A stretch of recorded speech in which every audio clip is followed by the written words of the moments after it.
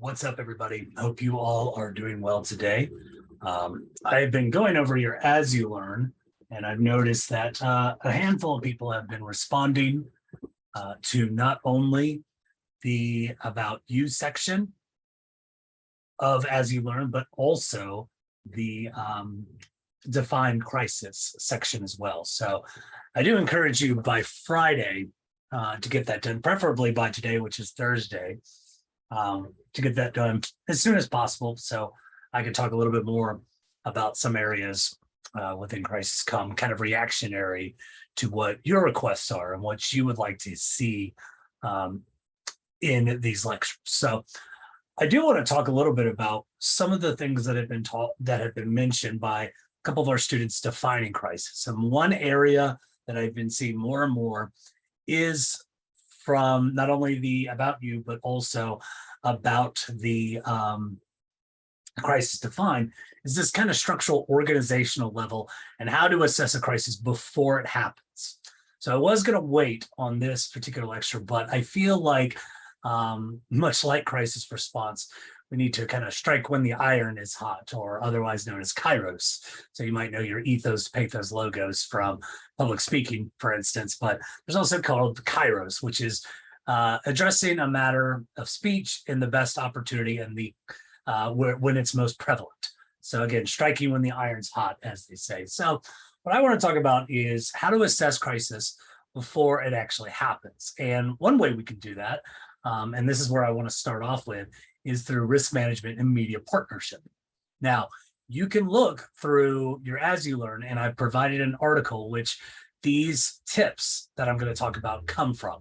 Now, I'm going to run through them fairly quickly, so if you have any questions about it, please let me know. But otherwise, make sure to read that article. It's a great article by a colleague that I know very well. Her name is Sherry Vale.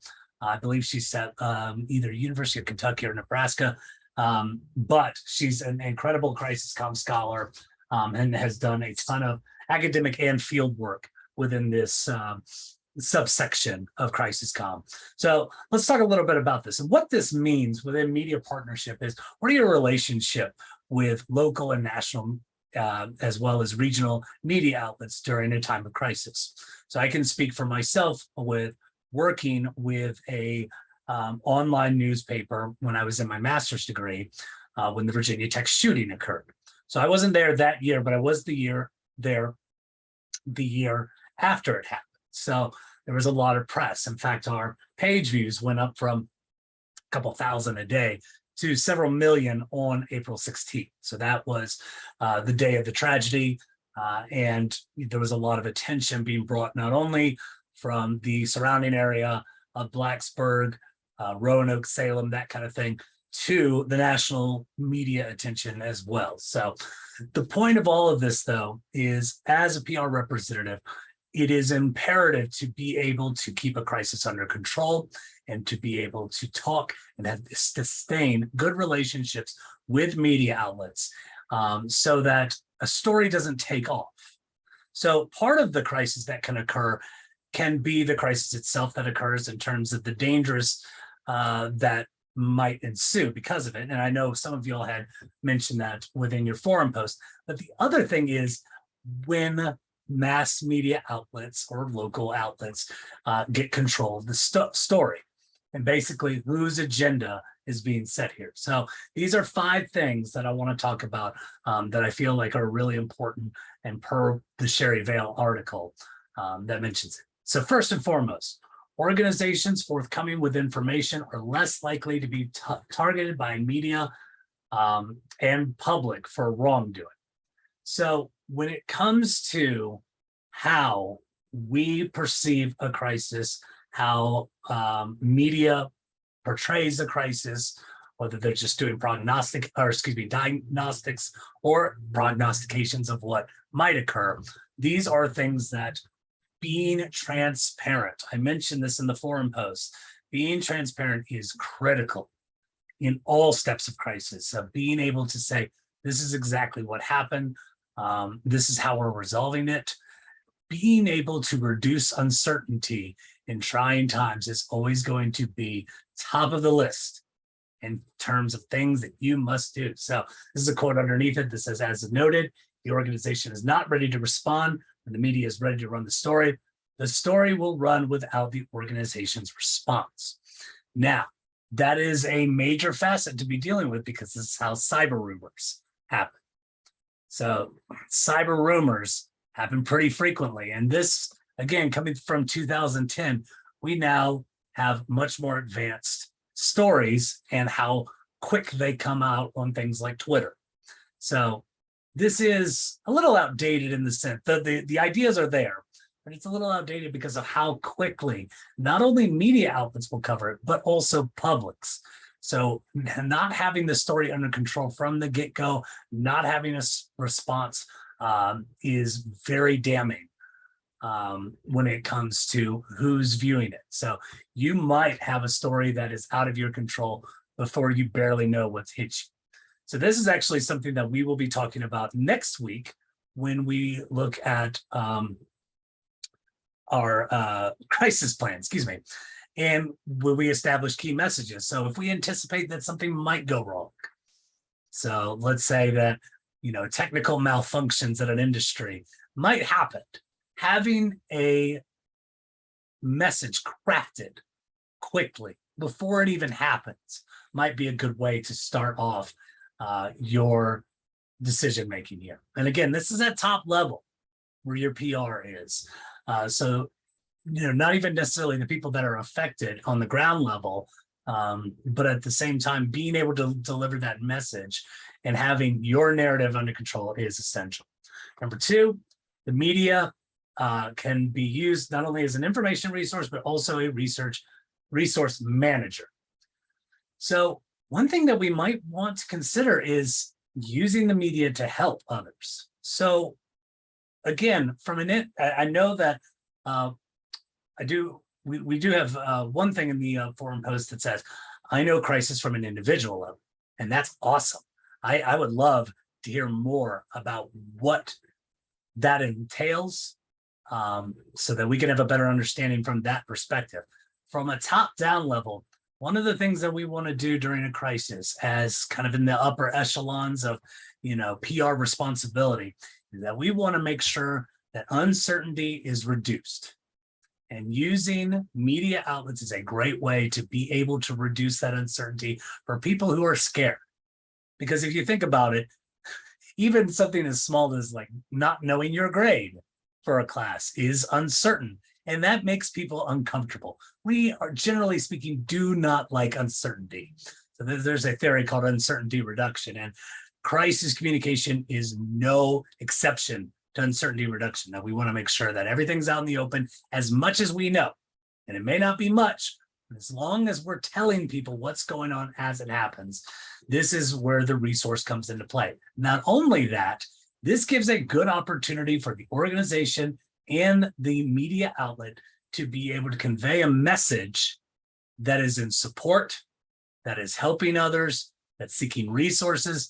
Look at the example I put on As You Learn for Beds for Away fans.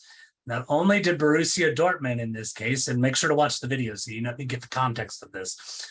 Not only did Borussia Dortmund, they did a crowdsourcing initiative to let people say, hey, if you're stranded in Germany right now, use this hashtag, Beds for Away fans, and you can stay with a family that will welcome you. And you'll have a good night so you can prep to make sure that you make it on time for the game tomorrow. So that was a crowd initiative, but Borussia Dortmund stayed on top of that. So working with that hashtag was a really good example of how to make sure to use it as a strategic resource. So again, this not only helps in terms of the messaging, and not only helps in terms of making sure that you are looked at in a positive light, that you're doing everything you can in a crisis, but also if the crisis still is ongoing, individuals may not panic as much because they know there's a resource and they know what's going on. Third, organizations should remain accessible to the media throughout the crisis response. This one's kind of a given, but at the same time, this study in particular talks about the Oklahoma City bombings a long time ago, but city officials were able to quickly confirm or deny rumors before they made it to the press or airways. This is huge, especially with what we will talk about probably either next week or week 3 is cyber crises and cyber rumors. Rumors they go around so quickly. And if you're not in control of that narrative and not being able to say, no, that's not what's happening. So, let's not think of it that way. Hold on one second.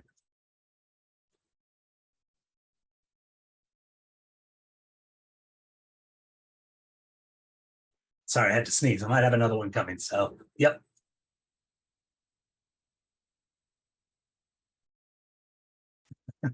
Right. I'm trying to make sure that my sneezes don't get caught on the microphone so I don't burst your eardrums because I sneeze quite loud. Anyway, so as you well know, and I will make sure that in one forum post I talk about this whole area of cyber rumors. What are some cyber rumors that you've seen that are not true but have gotten out of hand very, very quickly to where it's shaped the agenda of the public that's viewing them? I've got an example. I'm going to wait before I share it because it's still ongoing, but I also think it's a great example to use where rumors come into play. But at the same time, you don't want somebody to be conveying a rumor that is only half true, is only slightly true, is not true at all in the bigger picture of things. Being able to control that narrative as best as you possibly can from that top level is crucial here. 4, partnerships in which both parties trust each other not to take advantage of the situation allow for supportive environments.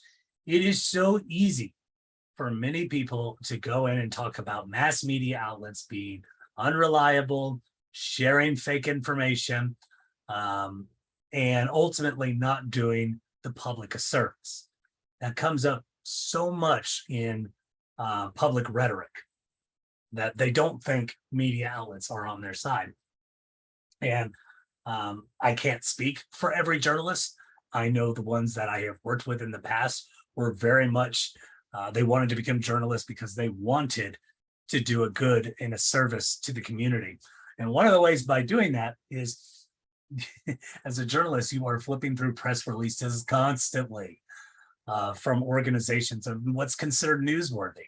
And one thing that we might talk about, and that I want to focus on from the journalistic and PR perspective, is this is a difficult thing to do. And it's also very interesting because I've done this before as somebody that has worked in an online newspaper. I flipped through hundreds of press releases. But one thing that I always did was I always made in good contact with some of the PR representatives as much as I possibly could. So I would always say that these are people that I considered that would be someone that's trying to help the community. And if there was a crisis that comes out, I would want to make sure that their story is heard in such a way that they would have a chance to defend themselves. So if something bad happened, I would know, for instance, one of my friends who is a PR rep, I would know that this is a good person. And I don't think that there would be any malintent when a crisis would occur. So my job would be to call this person when it happens and say, hey, is everything okay? Y'all doing all right? What's going on? And the people that I've had good relationships with when it comes to journalist to PR representative, giving them that opportunity to be able to say something is such a good relationship to have, especially when you've got two people that are very much wanting the betterment of the community and something just happened. That's not always the case. And I think there is already a belief that that isn't always the case per some of the messaging that's going on in the forums. That's okay. Again, I myself, as well as the PR representatives I work with, really tried hard to do the right thing. And if a crisis were occurring, the best thing that we could do and they could do was make sure people were safe. And by doing so, what was the best course of action that we could take, they could take to ensure that people were safe and informed quickly. So coming up with those ideas on the fly are really hard. And that's why planning for them for risk management purposes is very crucial. Last one. establishing a relationship with the media before a crisis can allows for ease of communication during the crisis. So we see this because relationships were already established. Credibility and rapport allowed for protocol, which streamlined communication. Speaking on the same PR representative, I'm not naming names or companies or anything.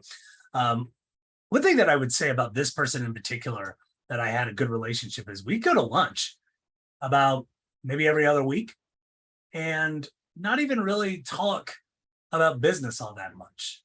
We were just good friends, and it was a small town. So this was in Blacksburg, Virginia. I can't mention that part.